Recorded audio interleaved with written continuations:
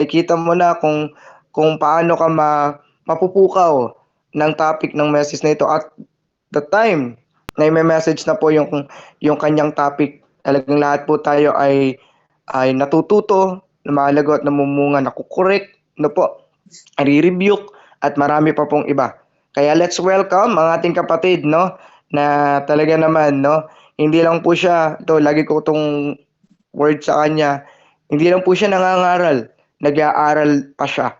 Dahil yun po yung isa sa quote ng ating mentor, huwag kang mangaral kung ayaw mong mag-aral. At ito pong kapatid natin ito, talaga namang alam natin kung paano siya nagsusunod ng kilay para sa kanyang pag-aaral habang siya ay nagwo-work sa malayong bansa. So, let's welcome, no, ang isa sa man of God, no, na talagang madalas nating kausap at lagi nating nakakasharean sa mga bagay-bagay at lalo na sa spiritual. Let's welcome Brother Joel Tangonan. Ayan, Brother Joel, open mic. Thank you. Blessed morning po. Salamat, Pastor Robert. Kamusta po ang bawat isa? Clear po ba ako? Clear? Hindi sabog, hindi... Clear po. Yes, bro. Yun, praise God. Hindi kulang sa tulog, sa ganun. Praise God, good morning. Early morning pa lang dito. And alam ko na bless ang bawat isa at alam ko pagpapalain pa ng Diyos ang bawat isa po sa atin upon hearing His word ngayong umaga. Kaya set aside our burdens, worries, lahat-lahat at tayo ay magsimula na. At blessed morning lahat na nandito. Hindi ko po kayo maisa-isa. Let's start po. Ang ating title po ay Jesus is the WTL or Jesus is the way, the truth, and the life. Alam ko hindi po bago sa inyo, yung iba bago sa inyo ito. Pero God remind us ulit sa kanyang salita kasi meron pa siyang ituturo sa atin. Mahirap pala pag nire-remind ka kaysa yung mag-ano ka ng rewind, di po ba? So, Jesus is the WTL or Jesus is the way, the truth, and the life na matatagpuan po natin sa John 14:6. Na Jesus answered, I am the way, the truth, and the life. No one come to the Father except through me, sabi diyan. Manalangin po tayo, Amang Banal, maraming salamat Panginoon sa iyong salita na siyang aming tatanggapin sa umagang ito. Ikaw po ang Diyos na buhay at nagbibigay buhay, O God. Ikaw ang daan, ang katotohanan at ang buhay, O Lord. Salamat Panginoon, gift of life, gift na kung saan aming i-impart sa body of Christ, O Lord. Salamat Panginoon sa biyaya at habag mo. Salamat Panginoon sa pagmamahal mo, O God. Salamat sa salvation, Lord Jesus. Lord, sa umagang ito, ikaw ang mangusap, Lord, hindi ako, Lord God. Gamitin mo, Panginoon, ako bilang vessel, Panginoon, ng iyong salita, O God. And i-impart mo, Panginoon, sa puso, Panginoon, na tatanggap nito, O Lord God. At mga lalakaran ko ng bawat isa, Lord Jesus. Thank you, Lord. Sa umagang ito, we claim the victory. We cash out any demonic forces in Jesus' name, O Lord God. Lord, provide everything, Lord God, ang pangangailangan po namin. Salamat po, Panginoon. Tunay na ikaw ang daan, katotohanan, ang buhay. In Jesus' name we pray. Amen and amen. Praise God po sa bawat isa. Naranasan nyo na bang pumunta sa isang lugar na walang gagamitin na anumang direction guide, Google Map, compass man yan, or anumang kagamitan na magagamit para makapunta or mahanapan ang isang particular place or object. Di ba ang hirap po? Wala kang gagamitin. Yun na nga lang ang alam mong kaparaanan tas hindi pa available. Wala pa. Ang hirap nun. Kaya naman sa umagang ito, ating hanapin ang mga ito. Sino ba ang daan? Gaano ba katotoo ang pagpangakong buhay na walang hanggan? Jesus is the WTL or Jesus is the way, the truth, and the life. Sabi niya, yan yung wika niya, yung 7 I am yun. Ika-anim yata na yung statement. Sabi niya, I am the way, the truth, and the life. Sabi niya. Yung sa John 14, 4 hanggang 6. Bisan natin sa 4. At alam ninyo ang daan. 4 ba yun? Yung 4. At alam ninyo ang daan papunta sa pupuntahan ko. Sinabi sa kanya ni Thomas, Panginoon, di po namin alam kung saan kayo pupunta. Paano namin malalaman ang daan? Sumagot si Jesus. Ako ang daan, ang katotohanan at ang buhay. Walang makakapunta sa Ama, hindi sa pamamagitan ko. Tignan na po natin yung setting ng verse na ito. Ang talatang ito ay naganap sa upper room sa Jerusalem sa panahon ng kapistahan ng Pasko. Ito ang gabi ng pag-aresto kay Jesus na humantong sa kanyang pagpapako sa krus. Sa makatuwid, ito ang katapusan ng linya na may kaugnayan sa makalupang ministeryo ni Jesus. Yung last ministry niya sa earth. Siya ay gumugol ng humigit kumulang 33 years sa pamumuhay ng isang perpektong buhay at 3 taon sa pagtupad sa isang pampublikong ministeryo.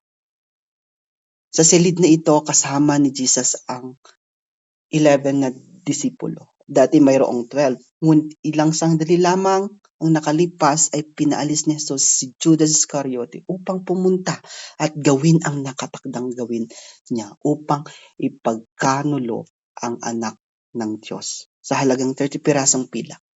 Pagkatapos nito sinabi ni Jesus sa 11 na iiwan niya sila at hindi sila makakasunod sa kanya.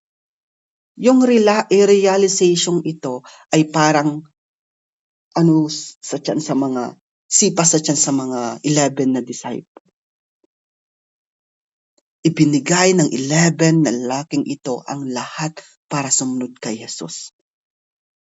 Si Jesus ang kanilang pinakadakilang kayamanan at hindi nila maaring ibalot ang kanilang mga ulo sa paligid na hindi kasama. Hindi kasama siya. Di po ba? Grabe yung relationship nila, grabe yung communication nila, yung pagsasama nila. Tapos sa isang iglap, iiwan lang pala sila ni Jesus. So ang hirap nun. Kaya sinabi ni Jesus kay Pedro na ang kanyang bibig ay mas malaki sa kanyang puso. At nang bago tumilaok ang manok, ipagkakait ni Pedro si Jesus. Hindi isang beses, hindi 2 beses, ngunit 3 magkahiwalay na beses. Kaya ang sabi na ito ay isang mabigat na gabi ay isang maliit na pahayag at panahon para magpaalam ang anak ng Diyos. Ang hirap magpaalam sa part ni Jesus ang hirap. Kung mahirap sa part ng 11 disciples, sa disipulo niya, mas mahirap sa part ni Jesus Christ. Na-experience ko yan nung nagpaalam ako 7 years, parang dun na sa dati kong work, dati kong church, sa church na lang.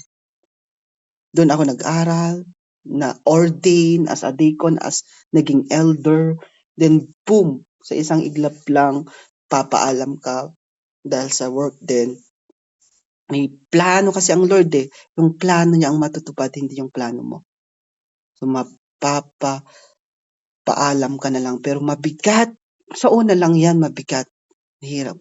Parang ang hirap magpaalam kasi as in, every Friday, every Thursday, kasama mo ang mga kapatiran mo. And lahat, iniyak mo, nakita mo yung problema ng church, iniyak mo sa Lord, alam mo, gamay mo na yung pag-serve sa Lord. Gamay mo na yung pag-handle ng tupa. Pero magbibigay pa pala ng Lord ng isang mas malaking ministeryo. Doon na naman, adjustment, pakikisama na naman, and back to zero ka.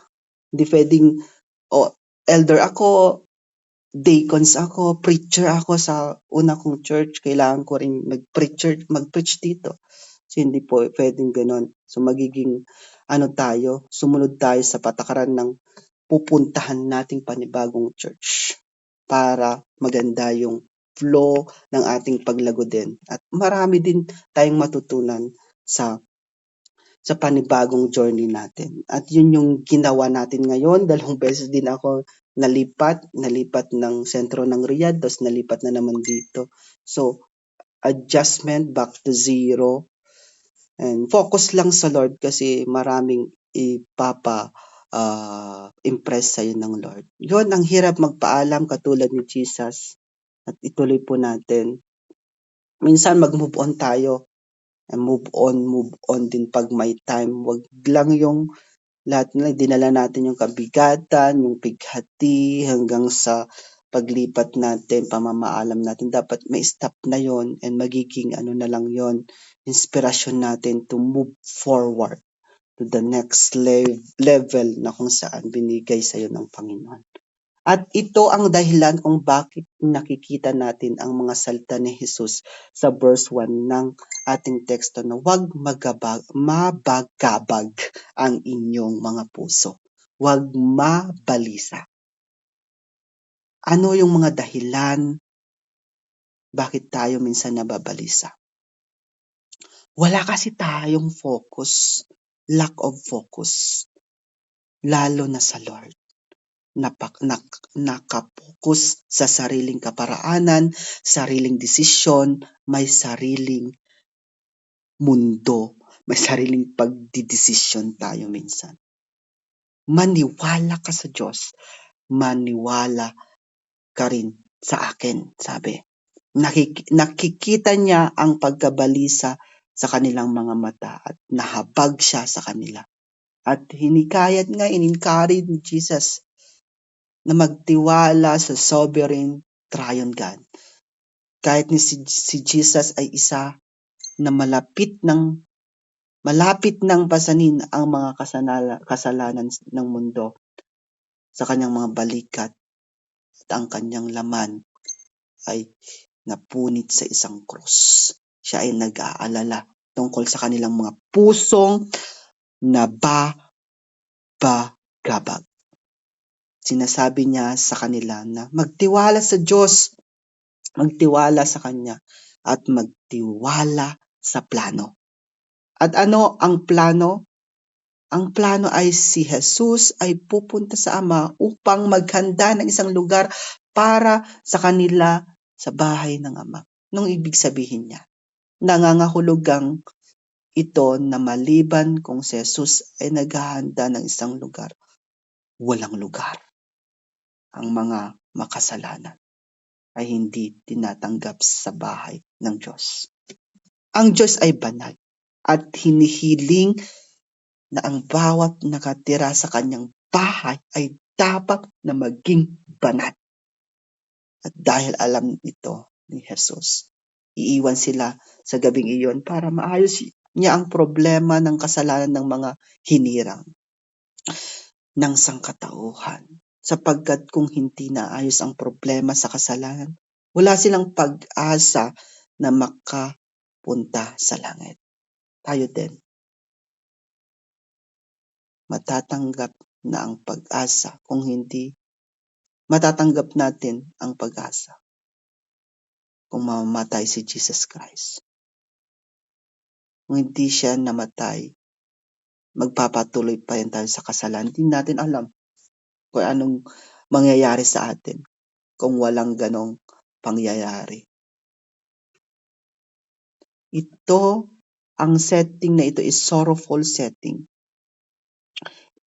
Ito kasi yung nakakalungkot na pangyayari.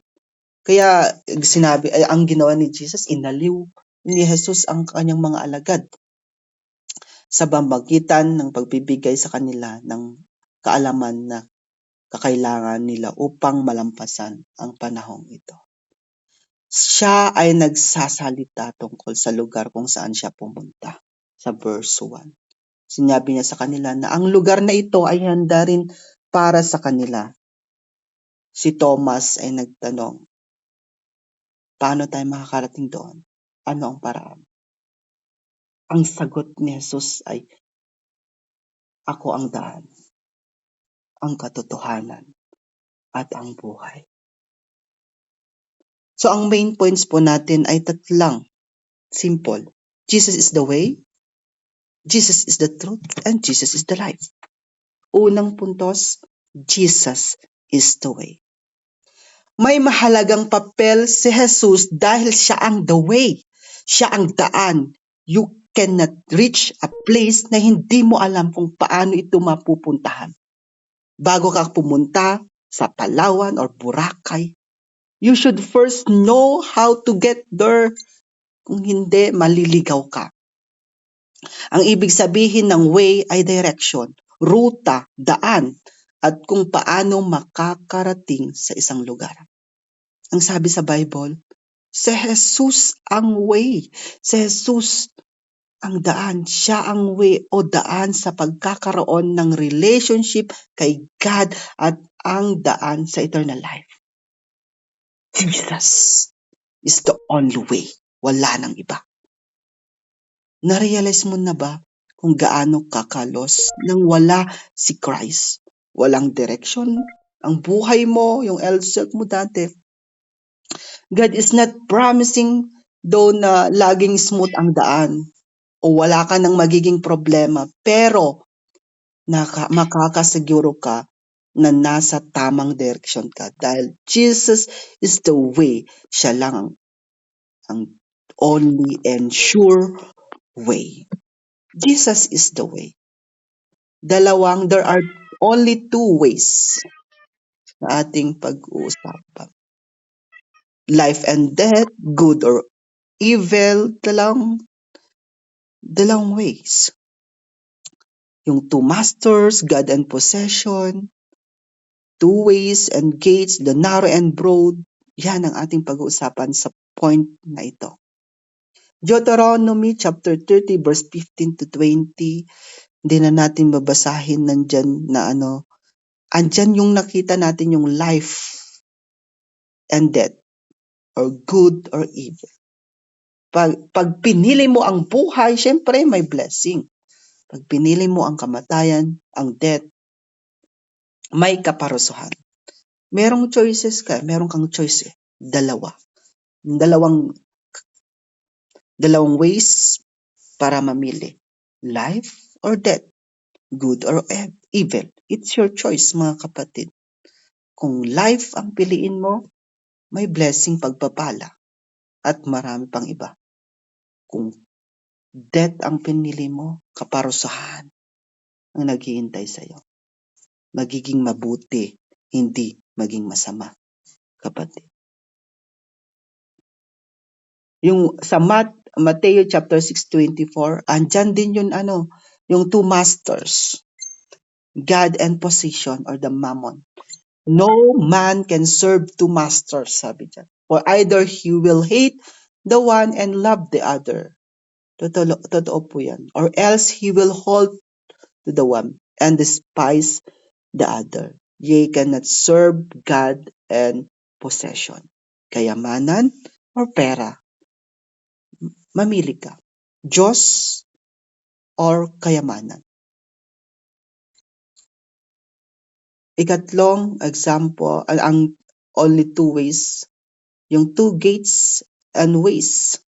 Matthew 7:13, 13 to 14, sabi niya, enter ye in the straight gate, for wide is the gate and broad is the way that leadeth to destruction, and many there be we go in straight, because straight is the gate and narrow is the way which leadeth unto life, and few there be that find it. Sabi dyan sa Tagalog, walang alip. Saan na yun? 7:14. Pumasok kayo sa makipot na pintuan, sapagkat maluwang ang pintuan at malapad ang daan papunta sa kapamakan. at ito ang dinaraanan ng marami. Ngunit makipot ang pintuan at makitid ang daang papunta sa buhay at kakaunti ang nagdaraan. Di po ba? Sa ano pa lang, sa mundong ito, gusto talaga yung party-party, pero pagdating ng Sunday man sa inyo or Friday dito sa amin, ang kakaunti na nagsisimba. Kakaunti ang nagda-tithes, pero sa party, ang daming contribution, sobra-sobra pa. Doon pa lang nakikita mo na kung anong tinatahak nilang way. Sa narrow gate or sa broad way.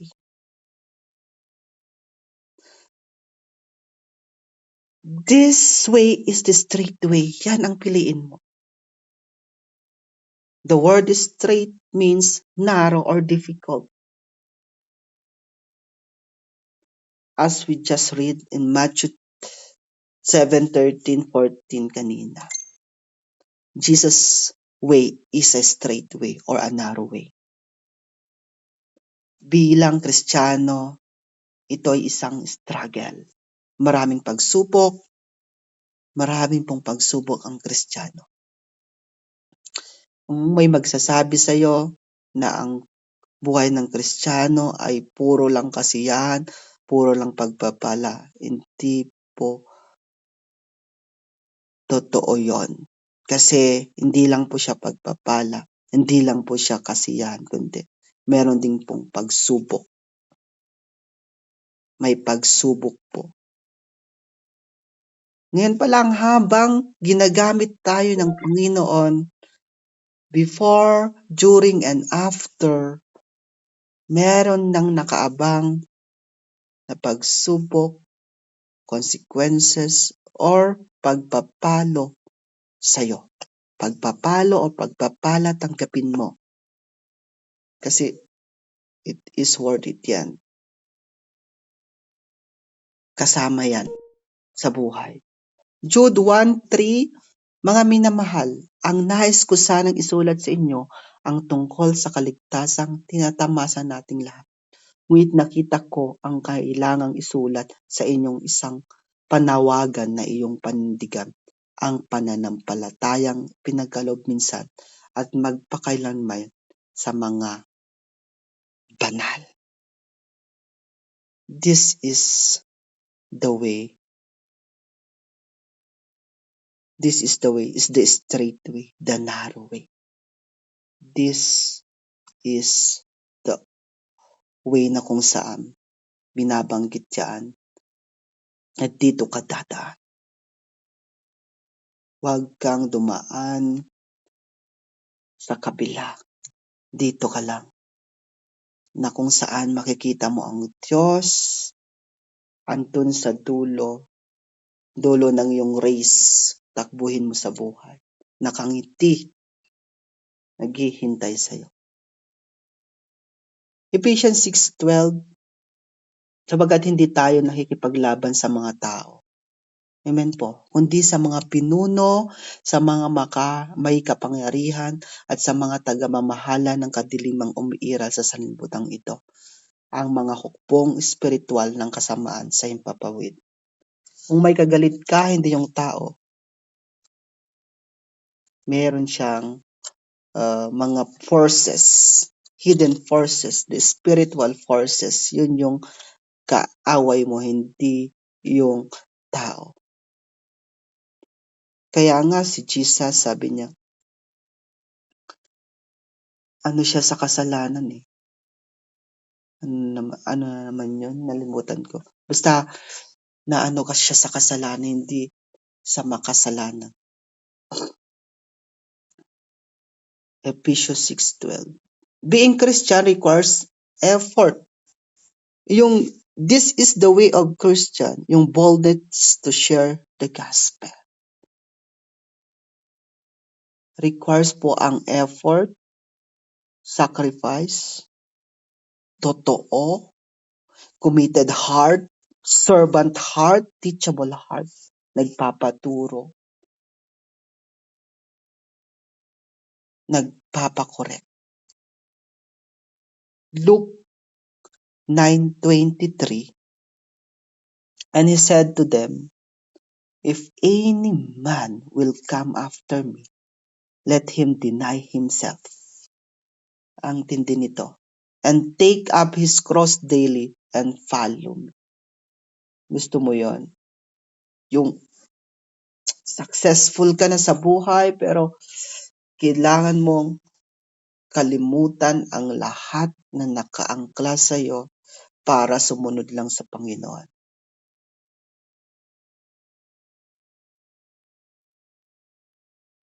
Ang sino mang nagnanais sumunod sa akin ay kinakailangang itakwil, sabi ni Jesus, ang kanyang sarili. Pasanin araw-araw ang kanyang cross at sumunod sa akin sa kanya. This is the way of Christian. Dapat ito ang tinatahak na daan ng mga Kristiyano. Ang tamang daan, hindi po yung dating daan. Boldness to share the gospel. Acts 16:17, sundan niya kami ni na Pablo at sumisigaw ng ganito, "Ang mga taong ito'y lingkod ng kataas-taasang Diyos. Ipinapahayag nila sa inyo kung paano kayo maliligtas." Dapat may boldness, tapang na ipahayag, isiwalat ang gospel. And he began to speak boldly in the synagogue. 18:26 ng Acts. Whom, when Aquila and Priscilla had heard, they took him unto them, and expounded unto him the way of God more perfectly. Katulad ng yung Samaritana. Di po ba? Nakita niyo si Jesus, sino ni Jesus ang nag-share si Jesus sa Samaritana, sa well, sa Jacob well. Then, pumunta siya, siniwalat niya, pinahayag niya, binalita niya ang mabuting balita.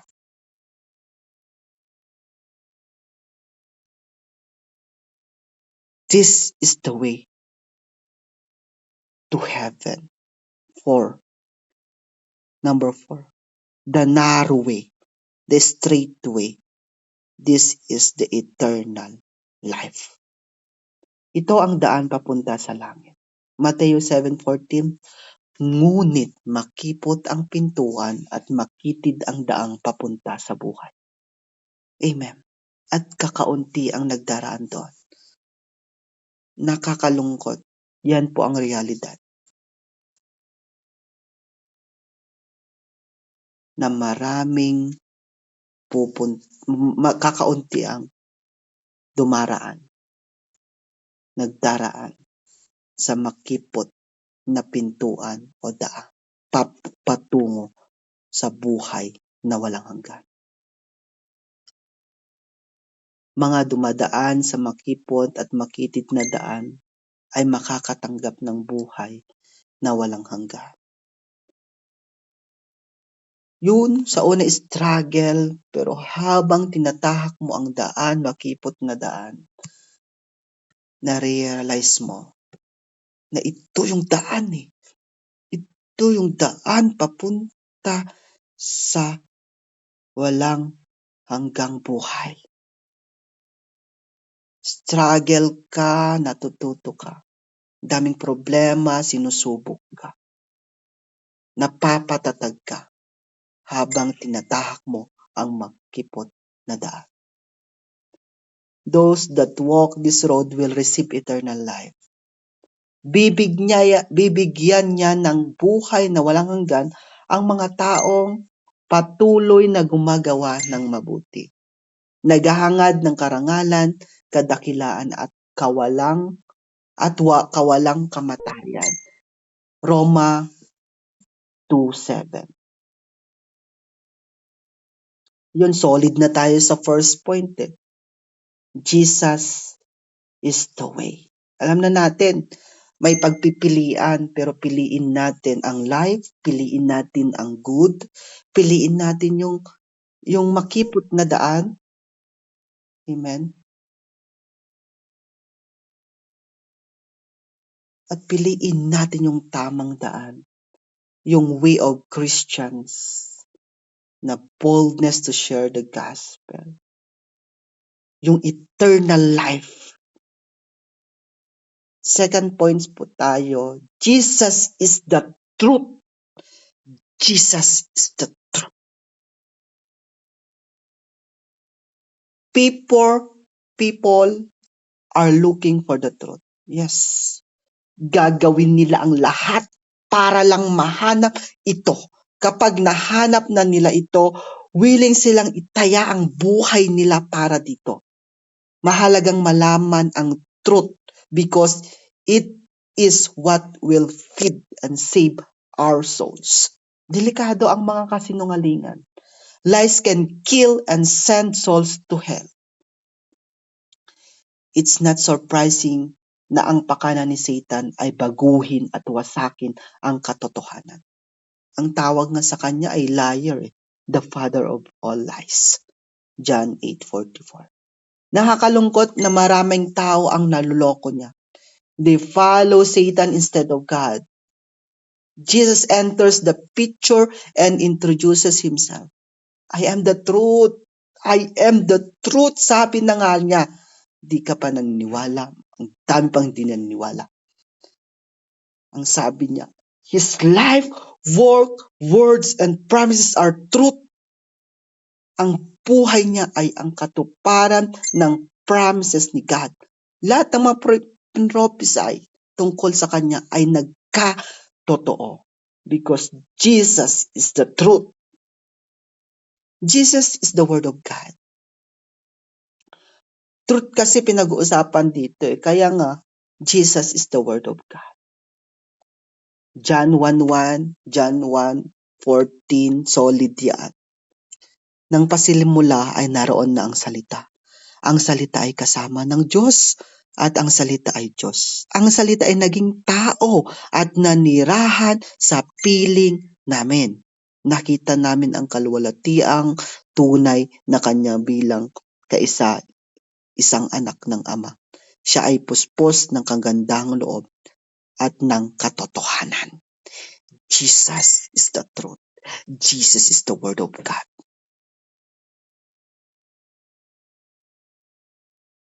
Sinabi niya sa John 8:31. Sinabi naman ni Jesus sa mga Hudyong naniniwala sa kanya, kung tinutupad ninyo ang aking aral, kayo nga'y tunay na mga alagad ko. If you continue in my word, then are you my disciples indeed. Pag tinutupad mo ang aking masalita, sabi ni Jesus, you are my disciples. The word of God is truth.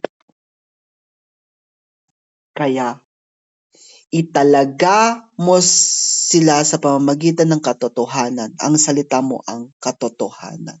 John 17:7. Sanctify them in thy truth. The word is truth. Ang salita ay katotohanan. Bukod pa dyan, sabi niya sa Psalm 119 to 170, nagpapatunay nga lang na Jesus is the truth, the word of God is truth. Ito yung mga verses na nagpapatibay na kung saan ang salita ng Diyos ay makatotohanan. Na sabi niya diyan sa awit 119:170, ang buod ng kautosang batay sa katotohanan. Ang lahat ng tuntunin mo'y pangawang walang katapusan. The sum of thy word is truth, and every one of thy righteous ordinances endured forever. The truth make us free. Free from sin. The truth make us free from sin. Ang katotohanan ang magpapalaya sa atin sa kasalanan.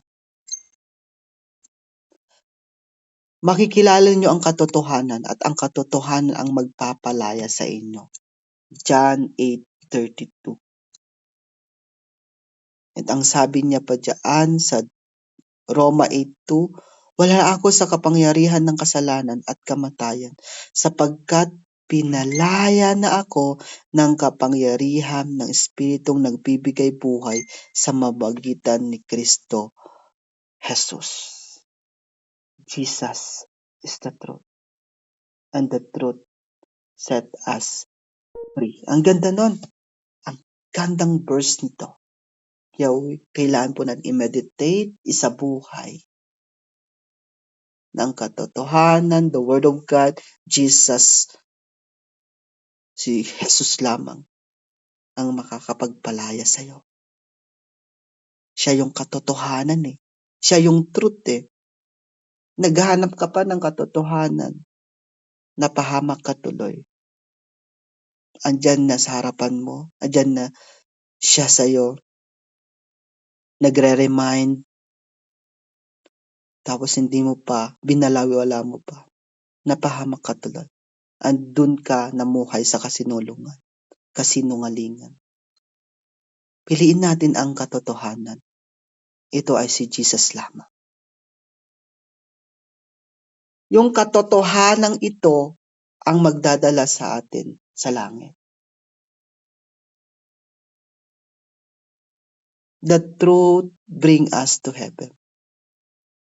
Philippians 4:3, those who live by the truth have their names in the book of life. Ang ganda nun. Those who live by the truth have their names in the book of life.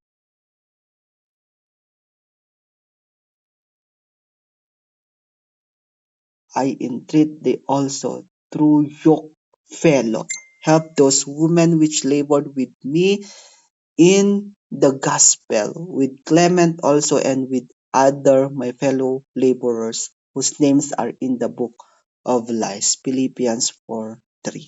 Gusto nyo ba maitala ang pangalan nyo sa libro ng buhay? Magpatuloy kayo. Magpatuloy tayo. Isik natin yung truth. Amen po ba? Buhay natin ang katotohanan. Gagawa tayo ng kabutihan. Magkaroon tayo ng relationship sa Panginoon. Puro lang katotohanan ang ating isisiwalat. The gospel is truth. The word of God is truth. Jesus is the truth. The truth bring us to heaven kung sinasabuhay po natin ito. Revelation 3:5, those who overcome will remain in the book of life. Yes, maraming pagsubok, hindi porket naitala na ang pangalan mo sa libro ng buhay ay saved ka na. Ang sabi diyan, yung mga nag-overcome, nagpatuloy, ay mananatili sa book of life. Ang pangalan nila sa book of life. Huwag kang kampante na once nakagawa ka ng kabutihan ay nandun na yung mabuburayan, may tendency na mabuburayan. Revelation 20 verse 5, those who reject the truth will not be found in the book of life. Yes. Pag nireject mo ang katotohanan, reject mo si Jesus, hindi na mabubura na. Hindi na makikita ang name mo sa book of life. Revelation 20:5. Tingnan niyo po yung slide na yan. Yan po yung patunay na hindi lang po nakagawa ka ng mabuti, once ka na nakagawa, and kampante ka na, tapos pag ikay nagpatuloy pa rin, maalis yung pangalan mo sa book of life. Yan ang katotohanan eh. Yan ang katotohanan, mga kapatid. Okay na tayo sa Jesus is the truth. Okay na tayo, Jesus is the way. Jesus is the truth. Katotohanan ang magpapalaya sa iyo. Katotohanan ang magdadala sa iyo sa langit, sa eternal life. Katotohanan na kung saan pag nag-remain ka, na-overcome mo, ay mananatili ang pangalan mo sa book of life. Number 3 po tayo, malapit na po tayong matapos. Jesus is the life. Ang buhay ay matatagpuan lamang kay Jesus. Hindi ka makakahinga o mabubuhay kung wala siya. Siya ang source ng life dahil siya ang life. Amen? Kung wala siya, you are spiritually dead for all eternity habang buhay yan. May pera ka man, sikat ka, maraming kaibigan, pero may empty space pa rin sa buhay mo kung wala si Jesus. Ang yabang-yabang mo, pag tinanggal ang buhay mo, tanggal ang angas mo, kapatid. Siya ang magdadala ng happiness, joy, peace, contentment, abundance, and victory. Siya ang nagbibigay kulay. Siya ang nagbibigay meaning at purpose sa buhay. Kaya mula sa pagkakaroon ng ordinaryong buhay, magkakaroon ka ng lasting impact sa ibang tao at sa mundo mo. Parte ka ng isang exciting and adventure kasama siya. Dahil He offers the best life, not just here on earth, but also in eternity. Amen po ba yun? The thief comes only to steal, kill, destroy. And sabi niya sa last part ng John 10:10, I have come that they may have life and have it to the full. If you make Jesus your Lord, higit pa yan, kapatid, sa pagkakaroon ng yaman na katulad ni Bill Gates, ni Henry C., na galing talino ni Steph Curry or kung sino pa man. Mga sikat na artista, ganda ni Ann Curtis, sino pa ba? Talino ni Oprah, Mark, sino yun yung sa Facebook? Si Mark, basta si Mark, tahimik lang si Mark pero mayaman, matalino. Andito sila ngayon sa mundong ito, andito kayo ngayon. Andito tayo ngayon sa mundong ito, pero bukas wala na tayo. In fact, si Jesus mismo ay ang source ng lahat ng yaman, galing, ganda at talino. May mas makakahigit pa ba sa pagiging disciple ni Jesus? Wala na. Jesus is the life. Kung wala siya ay walang buhay. Siya ay lumikha. Siya ang creator. Itinaguyod ang lahat ng bagay sa pamagitan ng salita ng kanyang kapangyarihan.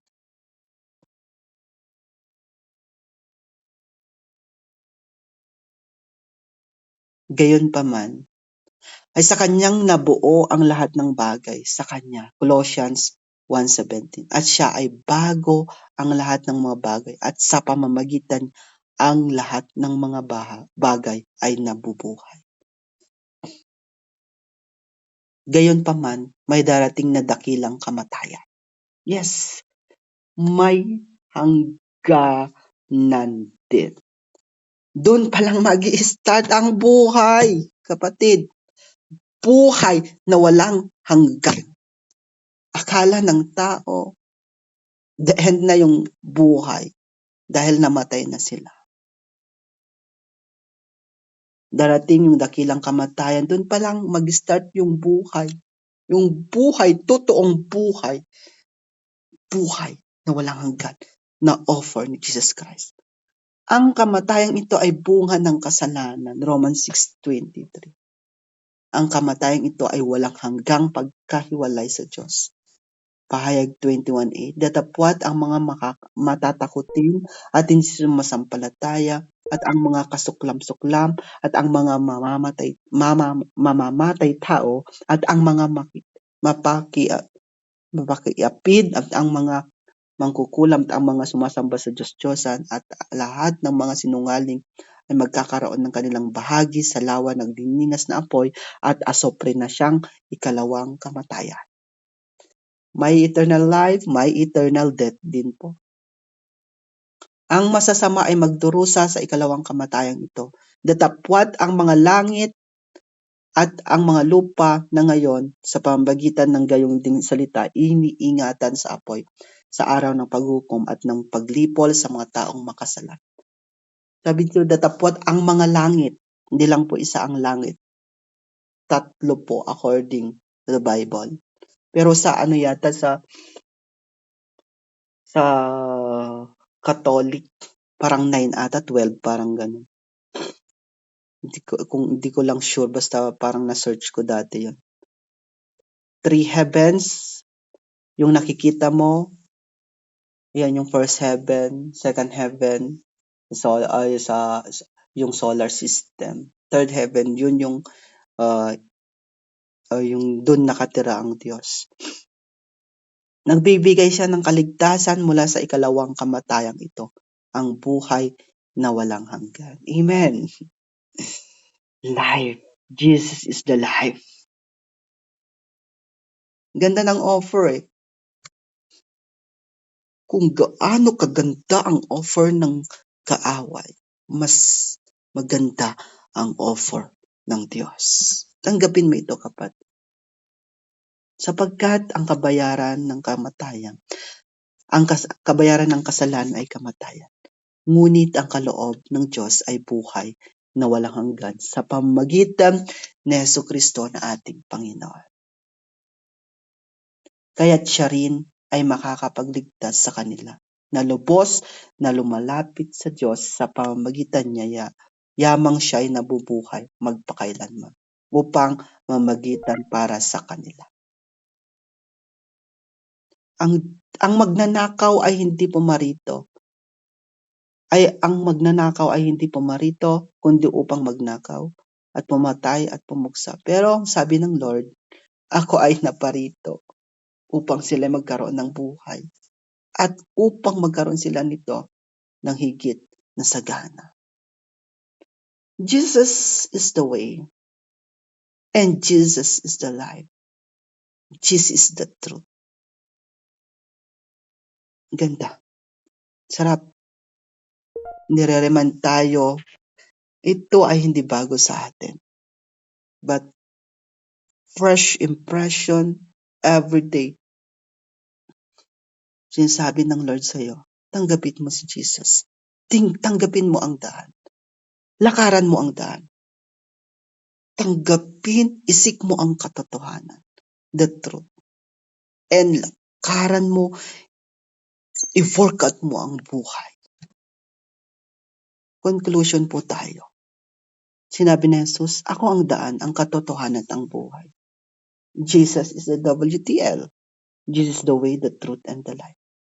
Ang natitirang bahagi ng kwento, pag binasa natin talaga buong ng John, ang pahayag ni Jesus matapos ipahayag na siya ang daan, katotohanan at ang buhay, ay ang mga sumusunod, walang taong makakaparoon sa Ama kundi sa pamamagitan ko.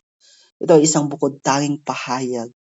Nangangahulang ito na ang lahat at bukod tangi ay lahat ay bukod tangi.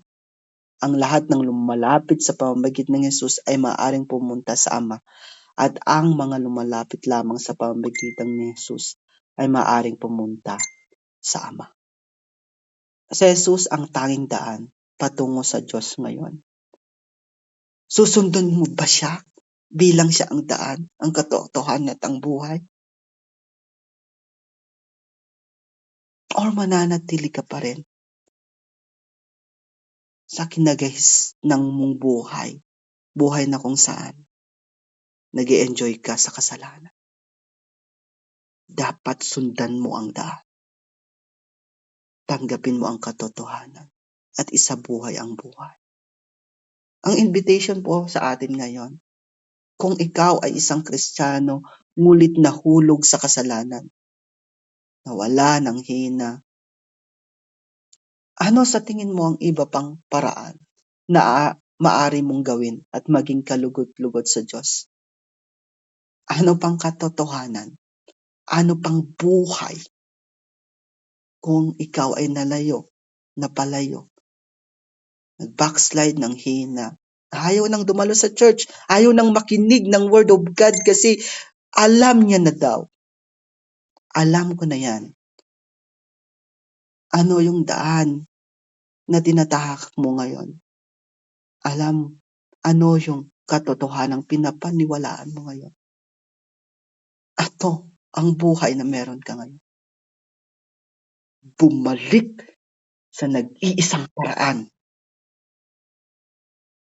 Bumalik ka sa katotohanan.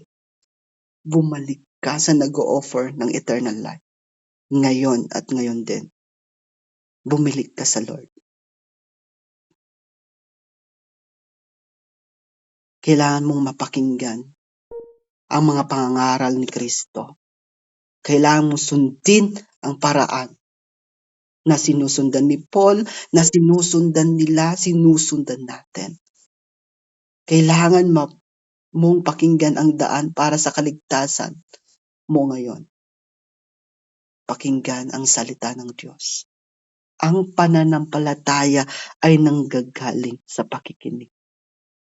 Maniwala ng buong puso, sapagkat kung walang pananampalataya ay imposible. Magsisi sa iyong mga kasalanan, ipahayag si Jesus bilang anak ng Diyos, magpabautismo para sa kapatawaran ng iyong mga kasalanan. Mahirap magtiwala ngayon, lalo na hindi mo nakikita ang pinagkakatiwalaan mo. Andyan kasi yung faith, pananampalataya, relasyon sa Diyos. Trust in the Lord.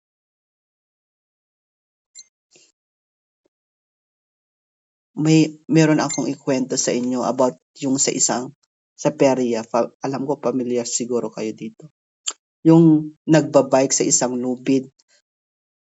Tapos yung lubid sa taas. Ang taas-taas ng lubid. Yung performer, syempre magtiwala talaga tayo sa kanya. Kasi tiwalang-tiwala talaga tayo sa kanya. Kasi performer na yun, expert. Doon siya expert sa larangan na yon. Habang nagpe-perform siya, na-miss ang mga tao, andun yung trust. Andun yung trust natin kung tayo man ay nakasaksi na ng ganong pangyayari sa isang perya. Pero, nung sinabi niya na sino ang aangkas sa akin, magtatanong siya sa mga audience. Sinong aangkas sa akin? Tapos pupunta sa lubid. Siyempre, sumagot. Walang sasagot. Walang magtangkang umangkas. Ikaw ba naman, hindi mo siya kilala, alam mo lang performer siya. Siyempre matatakot ka. Tapos takot ka pa sa heights. Hindi ka talaga pupunta. Hindi ka sasagot na ako, hindi. Mahal mo pa ang buhay mo, ang taas nun. Di ba? Nung mag-isa lang siya, nag-trust ka sa kanya. Yung performer na yan eh. Pero nung sinabing sinong aangkas, ibang usapan na yon. Ando na yung takot natin. Amen po ba? Pero nag-ask siya ulit. Magtatanong siya ulit sa mga audience niya. Sino ang matapang at kayang magtiwala sa akin? At aangkas. Tapos merong isang bata. Sabi niya, ako. Nagtaka ang mga tao. Ako, isang bata. Ang tapang-tapang na bata. Umangkas. Naging okay ang performance. Hindi na aksidente. Tiwalang-tiwala ang bata sa performer. Nung natapos sila, nagtanong ang isang nakasaksi noon. Sabi niya, bakit ganun na lamang mo pinagkatiwala sa taong ito ang mangyayari? Sabi ng bata, I fully trust to my father. Buong-buo ang tiwala ko sa aking ama. Papa niya pala yon. Ano ang nakikita nating aral dito? Na kapag may tiwala ka sa isang tao, lalo na may intimate relationship ka sa kanya, nagkakatiwala mo ang buong buo sa kanya. Ganon ang maging response dapat natin sa ating Diyos. Andun kasi yung relationship mo sa Kanya eh. Kaya ka tiwala sa Kanya. Everyday kasama mo siya, nakakausap mo siya, nagde-devotion ka. Dapat ganun ang intimate relationship natin sa Diyos. May trust tayo. Iba yung may relasyon sa Diyos. Iba yung nagtitiwala ka sa Kanya. Sabi nga niya sa Proverbs 3:5-6, trust in the Lord with all your heart and lean not on your own understanding. In all your ways, submit to Him and He will make your path straight. Magtiwala sa Diyos, hindi sa sarili mong way, sa makabundong daan, sa kasinungalingan, sa buhay na walang Kristo. Bagkus trust in the Lord na siya ang daan, ang katotohanan at ang buhay. Ngayon, at ngayon, kapatid, bago ka ng nilalang. 2 Corinthians 5:17. Therefore, if anyone is in Christ, the new creation has come, the old has gone, the new is here. At si Lord na ang magmamanage ng buhay mo. Siya na ang Diyos na iyong tagapagligtas. Walang ibang daan, walang ibang katotohanan, at walang ibang buhay na tatahakin mo kundi kay Jesus lamang. To God be all the glory. Bago po tayo dumako sa panalangin, handugan ko muna ang Panginoon ng isang awit. Thank you, Lord. Thank you, Jesus. Thank you, Holy Spirit. Salamat po sa bawat isa na nakapakinig ng salita ng Diyos.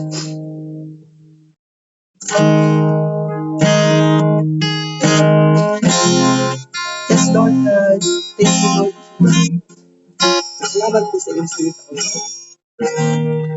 We acknowledge your presence, we acknowledge, Panginoon, na kung saan ang salita mo ay palaging bago, O Lord God. Thank you, Lord.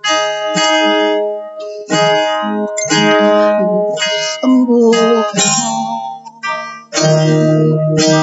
naging daan, kalayaan, natatamo. Ang buhay ko'y sa'yo, awitin ko.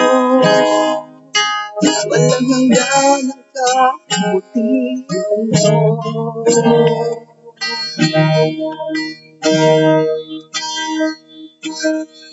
Ang buhay mo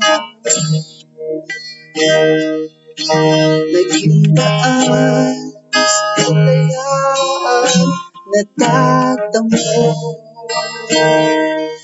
Ang buhay ko'y sa'yo, awitin ko. Walang hanggan ang kabutihan mo. Dapat ang mahalaman mo. Dapat papuri ko'y sa'yo. Dapat ang mahalaman mo.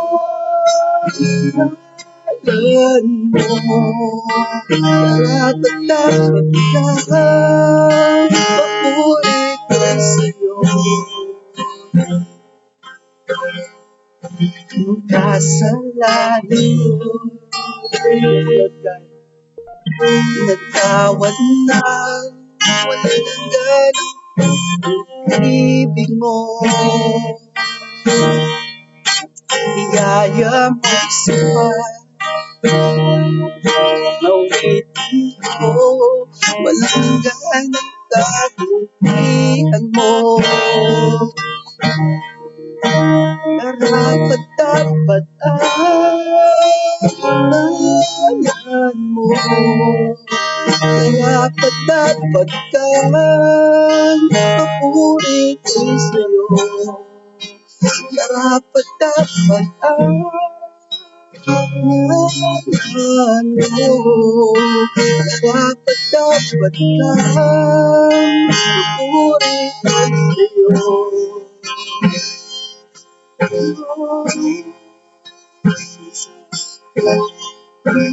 Tatanghal ka sa kalangitan, ang kalwalhatian mo.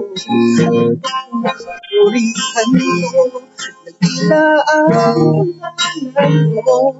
Tatanghal ka sa kalangitan, ang kalwalhatian mo. Purihan mo, nagila ang pangalan mo. Karapat-dapat ang pangalan mo. Karapat-dapat ang papuri ko sa'yo. Karapat-dapat ang pangalan mo. Karapat-dapat ang papuri ko sa'yo. Yes, Lord God.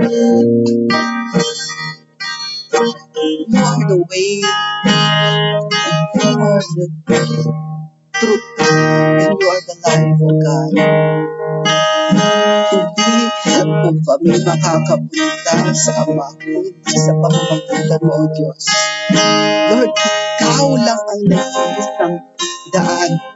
Ikaw lang ang nag-iisang katotohanan. At isang buhay na ating